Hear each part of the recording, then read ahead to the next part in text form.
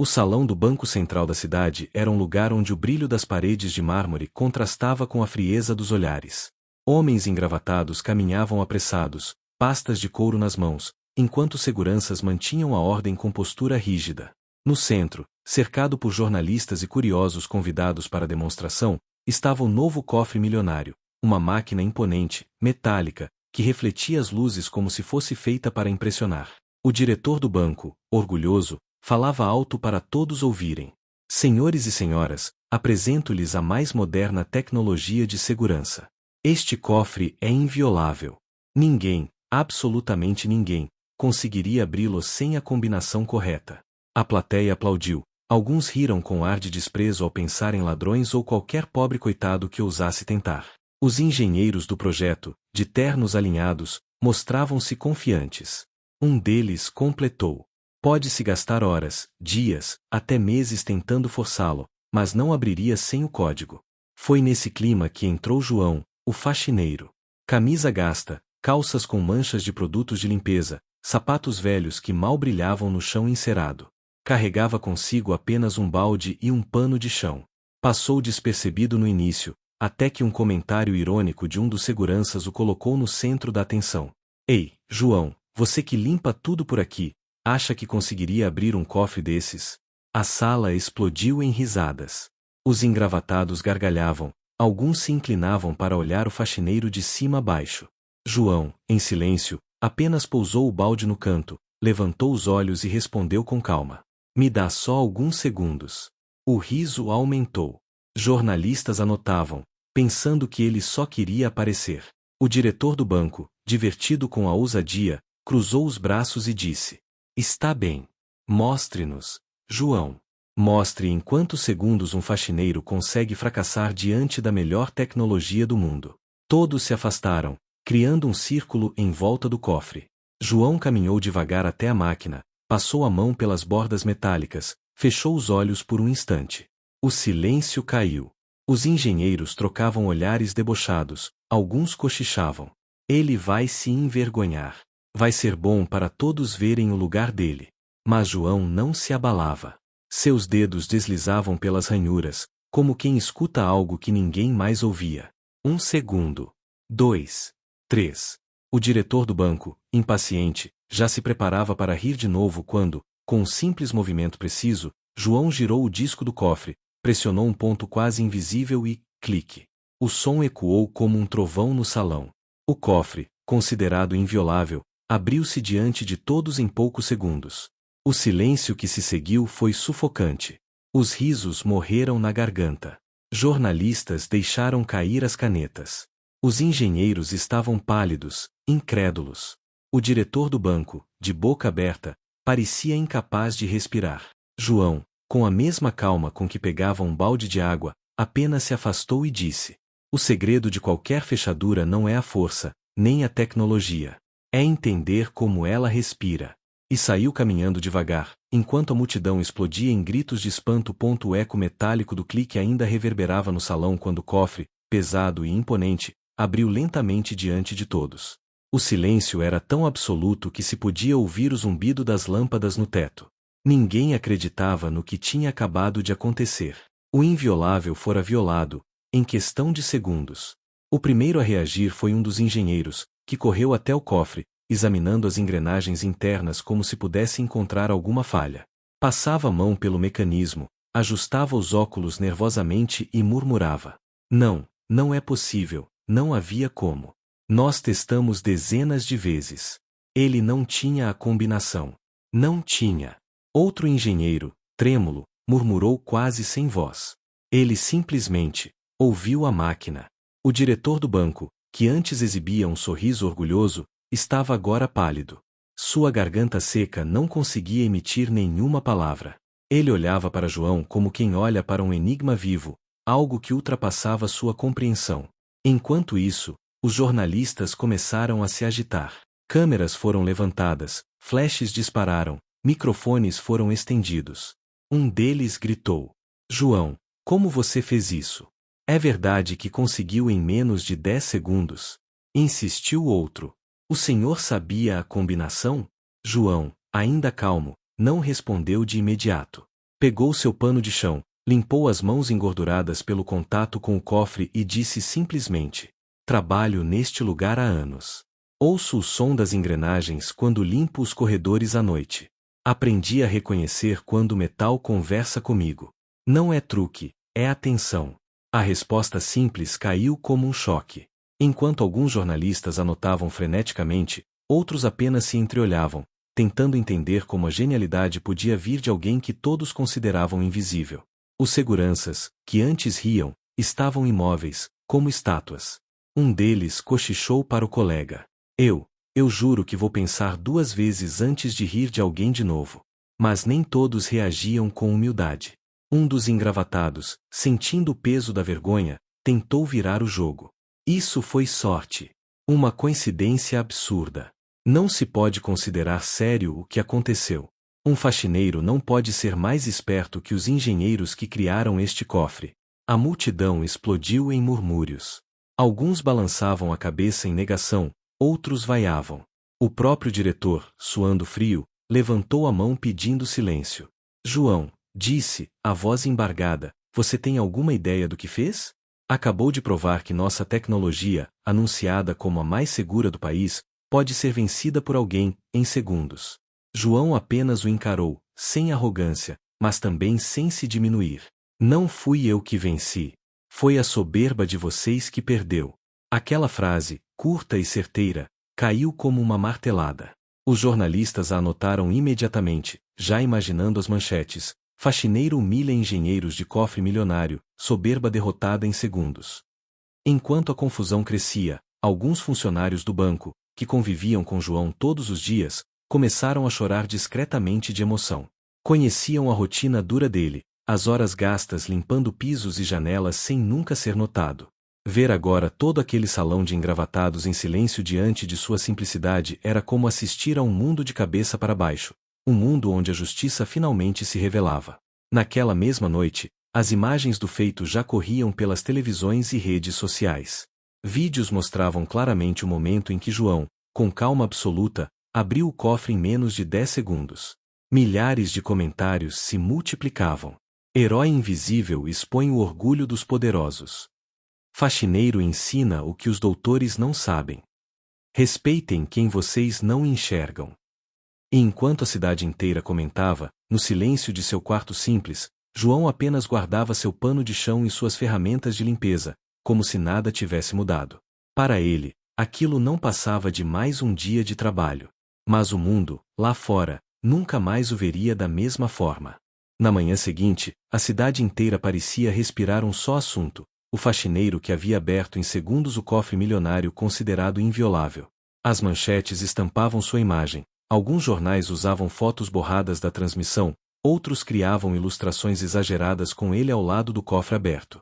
Nas bancas, lia-se: herói ou ameaça? O homem que derrotou a tecnologia. João, o faxineiro que fez a soberba engolir seco. Segredos de metal e silêncio, como um desconhecido humilhou engenheiros.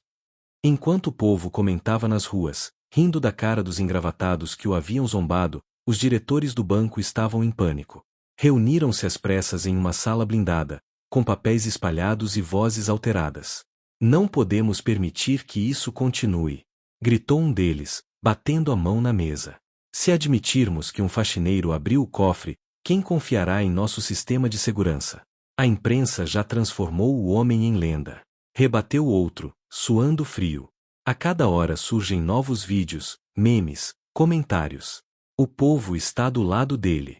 O mais velho dos diretores, que tinha fama de nunca perder o controle, disse em tom grave: se não conseguimos apagar o que aconteceu, precisaremos distorcer. Inventem uma versão.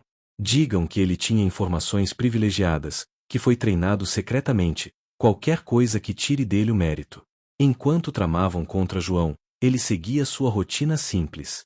Voltou a trabalhar no banco naquela manhã como se nada tivesse mudado. Limpava os corredores, recolhia papéis esquecidos, esvaziava lixeiras. Os colegas olhavam-no com reverência, alguns com orgulho, outros com medo do que poderia acontecer. Uma funcionária, emocionada, aproximou-se e sussurrou: João, você não tem ideia do que fez. Ontem você deu voz a todos nós que somos invisíveis. Ele apenas sorriu e respondeu com a calma de sempre. Eu só ouvi o cofre respirar. No entanto, à medida que as horas passavam, João percebia os olhares pesados dos diretores. Um grupo deles o observava à distância, cochichando entre si, como se ele fosse agora um inimigo. À noite, em sua casa humilde, João recebeu uma visita inesperada: 2 repórteres. Eles tinham vindo com câmeras e microfones, pedindo uma entrevista exclusiva. João, hesitante, aceitou. Sentou-se à mesa de madeira gasta, com uma lâmpada fraca iluminando o ambiente. João, o país inteiro quer saber. Como você fez? Perguntou um deles. Ele respirou fundo e respondeu. Passei anos ignorado, limpando corredores. Enquanto todos corriam, eu escutava. O cofre fala com quem presta atenção. Eu não sou gênio. Só aprendi a ouvir o que ninguém se importa em ouvir. A entrevista foi ao ar na mesma noite e viralizou.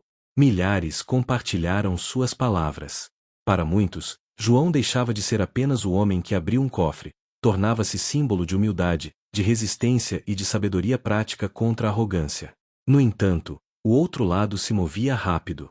Os diretores do banco contrataram especialistas para aparecer na mídia e questionar a veracidade do feito. Em debates televisionados, engenheiros de renome diziam: é impossível abrir um cofre sem o código. A história foi manipulada. Se aconteceu, foi porque o faxineiro teve acesso indevido às informações internas. Mas o povo não acreditava. Eles haviam visto o vídeo, haviam testemunhado a humilhação no salão. Cada tentativa de desmerecer João só aumentava a raiva contra os engravatados. Nas redes sociais, começaram a circular imagens comparando João, com seu uniforme gasto e balde de limpeza, ao lado de diretores engravatados em pânico. A legenda dizia: a verdade não precisa de crachá dourado. Enquanto isso, dentro do banco, a situação se tornava insustentável. Clientes começaram a retirar suas fortunas, temendo que o cofre não fosse tão seguro quanto anunciado. O orgulho dos diretores estava agora custando milhões.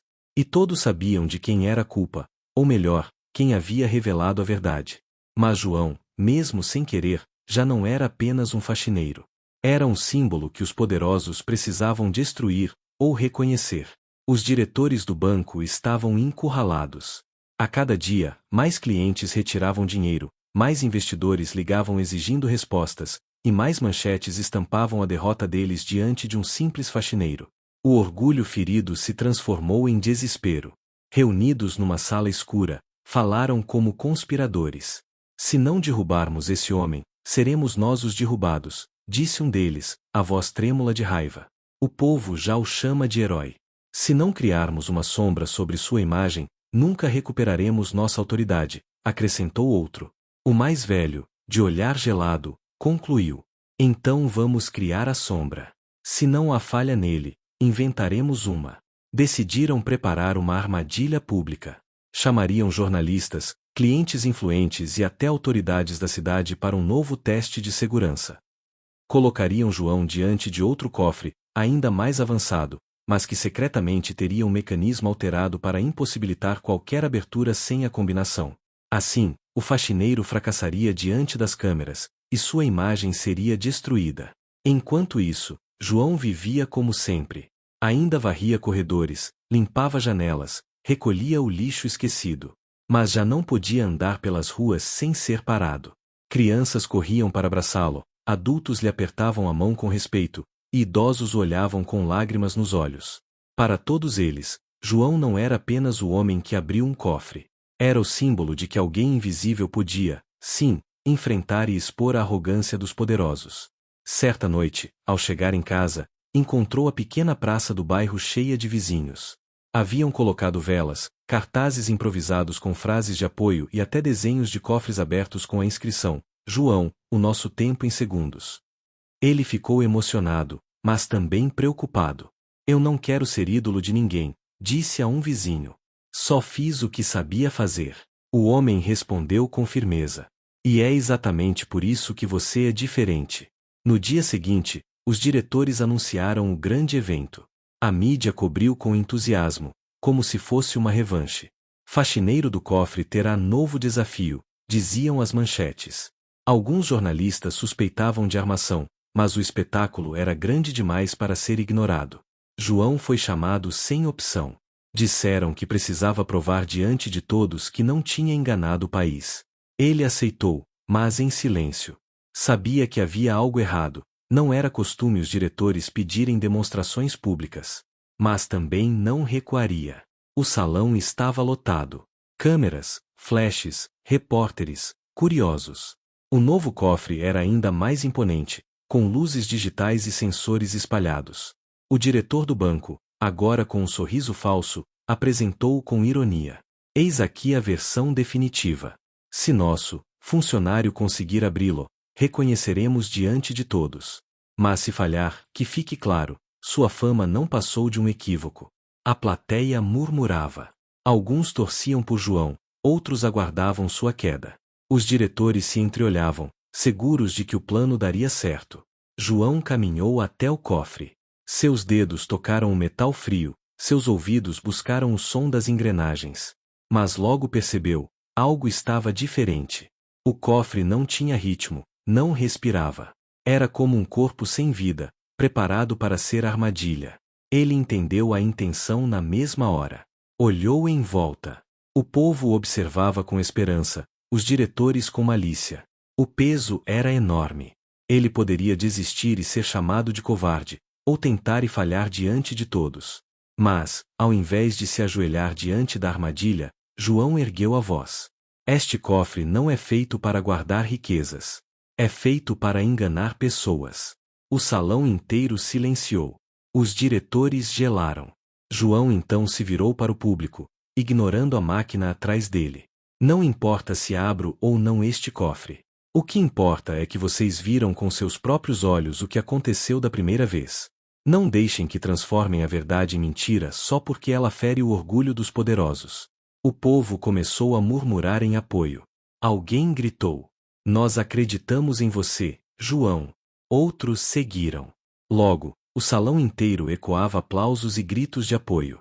Os diretores, furiosos, tentaram ordenar silêncio, mas ninguém mais os escutava. O espetáculo que haviam preparado para destruir João se virou contra eles. A multidão via claramente. O banco não buscava segurança, mas controle. João não precisou nem tocar no cofre. Ao sair pela porta, cercado de aplausos e câmeras, já havia vencido. E naquela noite, quando voltou para casa carregando apenas seu pano de chão, entendeu, não era apenas um faxineiro.